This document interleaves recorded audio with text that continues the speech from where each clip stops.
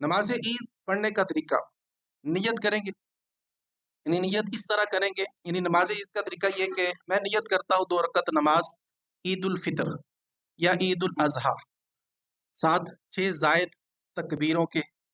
بندگی اللہ تعالیٰ کی پیچھے اس امام کے اللہ اکبر کہتے ہوئے ہم نماز کو شروع کر لیں گے۔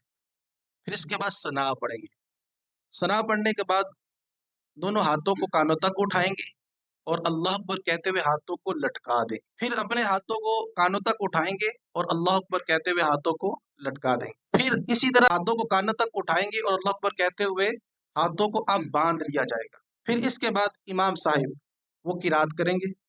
اور قرات کے بعد رکوع اور سجود کے ساتھ ایک رکعت کو اس طرح مکمل کر لیا جائے گا۔ پھر دوسری رکعت کے لیے کھڑے ہوں گے تو امام صاحب نے قرات کرنی ہے، ہم نے سننی ہے۔ قرات کے بعد اور رکوع میں جانے سے پہلے اسی طرح تکبیرات کہی جائیں گی، یعنی